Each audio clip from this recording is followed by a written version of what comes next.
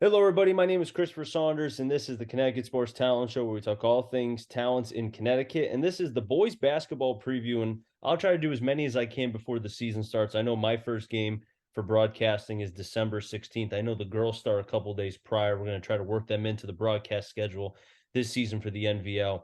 But I'm pleased to have on, and I'm going outside the NVL. I'm going to the FCX County, where I've talked to many, many coaches and players, and it's always great to be able to hear a different brand of basketball, a little different than the NVL, but still works, still equals, getting to the hoop and the net and all that jazz and whatnot. And I'm pleased to have on the assistant coach for now seven seasons rather with New Canaan, Michael Tisha. Michael, thanks so much for being able to come on. I appreciate it. Yeah, thanks for having me. Anytime we can get as much, looked at for our kids, and you do a great job throughout the state of Connecticut. I know you're up by the NVL, but getting kids as much viewership as possible and getting their names out there and learning about different conferences, I'm all for it. So I'm excited to be here. And I appreciate, I've been able to talk to and be able to build a relationship with Coach Melzer now for a couple years now. And to be able to see the program as New Canaan has to continue, I know last year was a down year, but to see the success that he's been able to build coming over, from his previous high school that he was able to come to, and to see the success and for you to be a part of it. I mean, just kind of talk to me about it a little bit. Yeah, it's been a great ride. When we came in, basketball really wasn't thought about all that much in New Canaan. I don't mean that as a direct shot towards anyone that was there before us, but really, when you look at the town of New Canaan, it's really based around football and lacrosse and hockey. Those are the sports that really get the most notoriety, and rightfully so. They were the most successful programs and still are. So, one of the goals that we wanted when we came in there was try to get basketball on the map in New Canaan. And we wanted it for the kids more than anything. It's not about recognizing us as the coaches. It's about trying to get these kids that when they walk into the building, people know when the basketball games are and they know who the basketball kids are. And we have kids now that are playing basketball year round, truly enjoy it. And they wear New Canaan basketball with a lot of pride. And that goes to the credit to them and how hard they've worked and what they put in. Obviously, we've had a lot of success over the past few years, winning a state championship, having a couple of FCAC playoff appearances as well. So I'm so proud of our guys. I'm so proud of the alumni that have made their way through, and they've set kind of the groundwork for what we're trying to do throughout the program. You mentioned as far as, and again, not dissing that, basketball before you didn't matter, but when you said as far as trying to, change the thinking, I guess, the way that people were going about, because like you said, New Canaan just beat up on my Greyhounds in the NVL. Okay, you mentioned hockey. Baseball, they're pretty good too. They're not bad in baseball either. But obviously there's top sports, and I feel like that's like that in every high school. When I was in high school, Sacred Heart was known for basketball and swimming. Then it was baseball a little bit, and so on and so forth. So for you and Coach Melzer, how are you able to? Because at first it starts with the kids trying to change the psychological side. That's massive because, as you know, every sport is, especially in baseball, 90% mental, 10% physical. So Right. how were you able to psychologically kind of change that with the players at that time? Well, I think one of the things that we do with our guys, and they're obviously invested in this as well, is we talk about the expectations that we have, and with high expectations comes high trust. We truly believe that you can't have high expectations without high trust. They kind of go hand in hand. So when you have those expectations, you have to have a trust in a variety of different ways. You need to trust in yourself, number one. You need to have trust in your teammates. You need to have trust in your coaches, and you need to have trust in the process that it's going to take to get to that kind of level altogether. So when you combine those two things together, a lot can really come from it. It's just once you get there and you have a belief, a lot can happen. And when we finally started to win, we saw with our guys that it wasn't like we want to win. It's we believe we're going to win now, and that was that shift that we started to see. That yeah, it's nice to win, but now it's about now we're going in there and we know we're going to win. And as soon as that happened, you could see it kind of start to build from the freshman through the JV into the varsity. And it was truly a program-wide thing that came together. And it's something that we are, really confident that we're going to continue to build. Danny's done a great job with the NCBA program, which is the youth program. getting a lot of coaches and getting that thing kind of moving because it's a nice transition into the high school where these kids kind of know the system by the time they get there. And, I think the best programs in the state of Connecticut have a lot to that. So those are kind of the things that we put in and kind of how we got our kids to buy in. Mike, it's so important to connect with the town or the city, or pardon me, or wherever you can, as far as to from the time it's because here's the thing. I've noticed this as I've continued to move along in my broadcast career, that the most successful coaches are the ones that obviously win on the field, but even before the kids get there, they know their system. I think about, and I know I know I've used football a couple times, but that's kind of the most recent thing because Right. I'm Yeah. coming off of football. So the Ansonia Chargers, they're known for big offensive linemen, the big hogs, and having running backs. Well, they run the hammer formation with the wing backers and such. Well, those kids run that since they're 3 years old. Basically, when they're running, they can play football. With Naugatuck, they're all running Anderson's offense in the wing T. So that way, once they get to high school, it lessens the learning curve. And now you can get into all the lingo that you guys want to do. So Right. for yourself and Danny to be able to implement that at a young age and being able to say, hey guys, the coach is underneath you as far as at the younger levels. To do that, it's so important and it really helps the both of you. Yeah, it's huge. It's huge. I definitely agree with that. And when we go through the NCBA process and the kids try out and whatnot, we're there and we're trying to evaluate kids. And Danny's done just such a great job finding coaches that are passionate about this. And he's even done things where he's had like coaches clinics where he bring the groups in and go over some of the stuff that we do at the high school because you want to see that progression. I think about I'm wearing New Canaan football, not to take a shot at your Naughty team, but obviously they're getting ready to play in the state championship. When you think of their program, we're all teachers in our on our staff. We all teach at New Canaan High School, um, and I was at the middle school before that. I hear the kids and they're wearing their football jerseys that are in like fourth and fifth grade, and they come up and they're like, "Yeah, Coach Stitch, we had film the other night." And I'm like, what are you talking about? And they're like, yeah, we watch film for football and we go over all these different things. And those are the progressions that they're taking at such a young age. They're learning different things that by the time they get to that high school program, like you said, the vocabulary is the same. How they go about different, schemes are the same. So it really starts the foundation at the bottom and builds itself up. And then when you can do that, the high school team obviously can build and get a lot of wins, hopefully, off of it. It's so scary to think about that there's probably a fourth or fifth grader that can watch film better than me. And that's Yeah. not saying much, but so real quick. So if you put a fourth or fifth grader for football, right? And he's watching film, and then you put me on the other side, he would probably dissect everything in 3 seconds. And I'm like, wait, hold on. I need to go back. I need to rewind that. Like, that's crazy. But I'm sure basketball is the same way. And maybe it's slowly starting to get to that. It takes time. Rome wasn't built in a day. But, Yep. have you been able, or has Danny been able to see something like you just mentioned with the football aspect? Have you noticed a change at all with the younger New Canaan potential basketball players? Yeah, definitely. And again, being around them when I was at the middle school, certainly I got to see that. Our head freshman coach, Terrence Timmy, coaches the eighth grade team as well. So he kind of has that 2 year groove that he's going to get in with them. But you definitely see the progression in the kids and you hear, these kids come to our high school games and we encourage them to do that. And they watch a lot of the things because they try to see, a lot of them are visual learners. So how do they play certain things? Well, let's watch the high school team do it. And maybe that makes a little bit more sense because it's coming to life for them. So that when they're in practice and their coaches are talking about different things, they kind of understand it a little bit better. So we're definitely starting to see all of that pay dividends at the high school level. Obviously, there's still a lot of work to be done, but I'm really, really proud of what's going on in the program, and I'm just really happy for all these kids because they put in a lot of work to get here.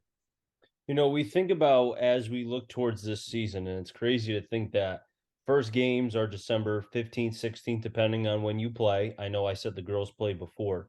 Mhm. Um, but last year was one of the years where it was technically without COVID. I know certain places, depending on where you were, you had to wear masks until a certain point. Um, but to just have some sort of normalcy back, how was that? Yeah, it was nice. It was nice to see, crowds starting to come in. I think one of the biggest things that these kids really get a kick out of is seeing their friends come to games and having that community feel as well behind them, because it really does add a lot to high school sports. I'm sure you've seen it with football and other sports up that way as well. These kids come out and they support their friends as best as they can. And when those kids have that, it really gives them that extra motivation, that extra juice, win or loss, that I think the high school kids need. It's really about that experience for them. I played high school basketball for 4 years at Stanford High. I'll never forget some of the games where we had just sold out crowds for some of the biggest games, and it just gives you that extra motivation piece that you need. So to finally have that normalcy piece, like you talked about, it was really nice, because it was very strange early on playing in empty gyms, seeing the kids playing in the masks. It was hard to get kids going at that time. So to finally have that back is nice. And I'm looking forward to that, obviously, this year as well. I could tell you it was very, very strange broadcasting games, I knowing that bet. everybody could hear us, myself and my partner, I because bet. there'd be nobody in the gym. But Yep. it's funny that you mentioned, and I thought about this, and I know you may not know where the school is. It's in Bristol, the St. Paul Falcons. Okay. Okay. Yep. He, Yep. Coach Phelps has been there forever. He's built such a great program there. So when you mentioned as far as having fans and getting the players juiced up, it's funny that you mentioned that, because we did a game earlier last year before they expanded and allowed, because they're known, their side for the student section is called the Nest. Right. And those kids get rocking, they get crazy. I'm sure New Canaan has something like that as well. I feel like every Mhm. high school does. Yep. So what St. Paul allowed at the time was, I think, 40 or 50 students to show up. And to see the players, I think it was against Naugatuck. I could be wrong. And it was a home game for St. Paul, as I said. And to just hear the 50 fans or 40, 50 students cheering, you could tell the energy was different. And I spoke to some of the players after for both sides. Nagy said they weren't used to that because COVID, there wasn't really anybody there. And then Right. for St. Paul, they said the fact that they had anybody there, it, like you said, it got them going. So you guys must have noticed that as well as the season progressed. Absolutely. At New Canaan, they call it the bomb squad, that they have, and the fans do a really nice job. One of the things that we are starting up again this year, we did it the year we won a state championship, and then obviously with COVID, it kind of changed some things. But we've been trying to get kids to with some theme night ideas. So like we'll do things like Hawaiian theme night or a red out or a blackout. And we're trying to just really build that up where more kids are going to want to come out and watch the basketball program, watch these games, and also have some kind of stuff to think about in terms of what they're going to be doing in that section. But I'll think back again. I know I talk about that state championship team a lot, but we had some crowds that year that, I had people that I've talked to in New Canaan that came up to me afterwards and at certain games and said, Coach, I've never seen a crowd like this for New Canaan basketball in my life. This is awesome for these kids. And it really does change the whole entire dynamic of the sport. And as well as anyone in a basketball gym, when you can get a lot of people in there and it can get loud, that changes it. It changes it. You start to feed off of it, and sometimes other teams start to get a little bit tighter. So, I'm really excited about what's going to be hopefully out there this year for us, and I'm looking forward to obviously when we go on the road. Those are always fun times too. As a player, I always enjoyed going on the road and seeing some of the fans from different places. Danbury always had a great crowd right on top of you on their court. So I'm looking forward to all that again this year. Now, I want to segue towards this season because that's half the reason why I have you on here. And I think it's great to be able to have New Canaan basketball. Obviously, hopefully, Danny can make some time for me. I know he's a celebrity now. Hopefully, he can make some time to be able to come on here. I'd love to get him back on here. Uh, Last season, even though you guys qualified for the playoffs because of being in Division One, it was tough. We mentioned the Hill House game. I don't want to go back to that again because I'm sure it causes nightmares for everybody, including Danny. But now you guys are in Division Two, a little different. Now you got to win 8 games. You got to win 8 games, otherwise you're not in. Talk to me about kind of what you got coming back and just the mindset and what you guys learned from last year. Yeah, so we have 8 returning seniors this year. So we bring back a lot of experience in terms of that. Some of who have pretty good varsity experience, We have a returning junior who's going to be our starting point guard, and Griffin Bramwitt. He got a ton of experience as well, and he also played as a sophomore. So we feel good about the position we're in terms of the experience of this team.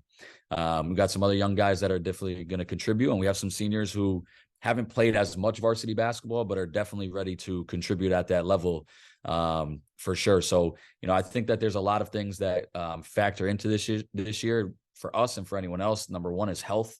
You run into it every year where kids get hurt or kids get sick. So obviously we want to stay as healthy as possible throughout the year to try to be at full strength from start to finish. But I'm really excited. I think we have some games this year that are definitely back and forth that we're going to have to, really lean on our experienced players to help us win those games and close them out. So we have that experience, and I'm looking forward to them leaning on each other and showing that confidence and that composure late in games that we need to pull out some victories. You play, and obviously this. The FCAC, I have a lot of respect for. No matter the sport, it's a gauntlet. And if I joke, but I'm serious. You come out of the regular season if you make the playoffs, and you're losing a tooth, you got a black eye, and you may have forgotten what day it was, but you got to that point. And not to say that the competition at the state level, no matter who you're playing, is not good. It's always good, but it's hard to say that those teams, depending on where and what and whatnot, it's with the FCAC because it's so tough in a lot of ways. So do you feel like going through the tough games, it's almost like once you get to the state playoff, it's like, okay, good. We don't have to see X, Y, and Z in the FCAC. Now we can breathe a little bit. Does that make any sense? Yeah, I think that holds a little bit of merit for sure. You see a lot of really good teams in the FCAC, see a variety of different styles of play throughout. So I think you do feel pretty confident when you go into the state tournament that you played a lot of really good competition to that point, and that you're basically ready for whatever else you're going to face. But at the same time, it's high school athletics. You got to be able to prepare yourself for whoever you're going to play. And you might run into another FCI team along the way as well. So you always got to be ready for that. But I think that we've done a pretty good job of making sure that our kids are ready to play no matter who it is. That's kind of our mindset every single game is you're taking it as a 32-minute game from start to finish, no matter who your opponent is. But there is certainly an aspect that you feel pretty confident leaving the FCI that you can compete with some of the best teams in the other conferences throughout the state. Mike, I really appreciate you coming on. A lot of fun being able to talk about New Canaan basketball. Before I let you go really quick, um, for yourself, now you've been with the program, as I said, 7 years, right? Yep. So how has it been for you? I'm sure you've grown, obviously, from your first year till now. I'm sure there's things you did back then that maybe you don't want to do now as far as coaching style, maybe trying to do good cop, bad cop, depending on what day it is and if Danny wants to be the good cop or the bad cop, stuff like that. Just talk to me about your growth as a coach too. Yeah, I've been fortunate to be around Danny, obviously, these 7 years, and I coached with him for 2 years prior at Stanford High. But I've been around a lot of really good coaches on staff as well. We've had a little bit of change here and there, but guys like Mike Macchio, who I coached with at Stanford High as well, and was with us on our state championship team. Zach Smith, who was the head coach at Stanford High after Danny, he came over for a little while. So I've really gotten to pick the brains of a lot of really good coaches. And I've learned so much, and I'm really appreciative of all that. And it's certainly helped me grow because I've been able to see a lot of different things, a lot of different styles. And I try to use those as well. And it's funny because when I'm coaching in JV games, I hear, I'll hear myself during times, and Danny will even come up to me after games and be like, man, you sound exactly the way I did when I was younger and going through certain things. So, I pick up on those little intricacies and I guess kind of just naturally do them. But my coaching style when I coach is I try to be very upbeat, very energetic. You'll see me on the bench being very loud. But I'm just trying to always get my guys to understand that we believe in them as a coaching staff, no matter what. If team goes on a 10-0 run, it's okay. We move on next play. You turn the ball over next play. So I've seen a lot of growth in myself in that area as well. I obviously feel like there's always room to get better. But I'm looking forward to obviously growing and hopefully having a really good season because we have a really dedicated team that's tight knit. Hopefully we can make some noise. It sounds like the team has a lot of opportunity, and obviously, when the beginning of the year starts, everybody's 0-0. I've said that about even the playoffs too. Yep. It's a new season, just like new opportunities and such. And it sounds like you guys really have something where if everything can come together, like you said, you return back so many players, and that's got to be huge having all of those players come back going through last year, both the good and the bad. Absolutely, absolutely. And the kids we just started talking with them a couple of days ago about some team identity stuff and going over some of the goals that we're going to have as a group. They're looking forward to a lot of games. We have a really tough schedule early on. We play a lot of the teams that I'm sure are going to be ranked fairly high in both our league and maybe even some state recognition as well. We open up our first FCAC game at home against Danbury. We go to Richfield early, who obviously is a game that our guys will be marking on their calendars. They love that rivalry as well. We play Wilton early on as well. St. Joe's, you never know what you're going to get with them. So there's a lot of early tests for us that we're really going to see where we're at early in the year. And our guys are certainly excited for it, and they'll be ready to go. And also, too, I noticed that you'll be coming up to the Palace on the 12th in a scrimmage to face off against the Bulldogs and the legendary Mr. Italian himself, Coach Algelli. So that's that. I know Danny told me about that game, and if I can make it, depending on work, I do want to stop by, obviously to see Crosby, but also New Canaan as well, because I don't know.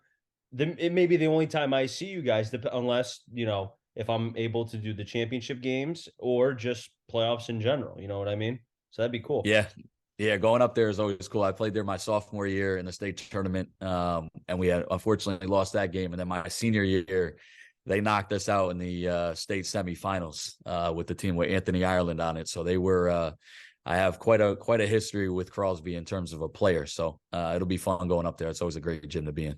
Well, I could tell you that, speaking of Ireland, real quick before I let you go, they do have a player, Jason Robinson, one of the nicest kids you'll ever meet. He's I Yep. think about 200+ points away from getting to 1,000 to be on that banner with Ireland, and Yep. the rest of the Crosby Bulldog players who are on that. So, you guys, I think it's great to see, and I know scrimmages a lot of times teams will go outside the league, and I noticed that Crosby is also, and I didn't really look at your schedule too much. I'm sure you guys are doing it. Going outside the FCAC, the NVL, Yep. the Shoreline Conference. It's great to expand and see the other brands of basketball, because once you get to state tournament time, you're seeing, again, you could see a team from the ECC, you could see a team from the Tech. It doesn't matter. So you want to get accustomed to different brands of basketball.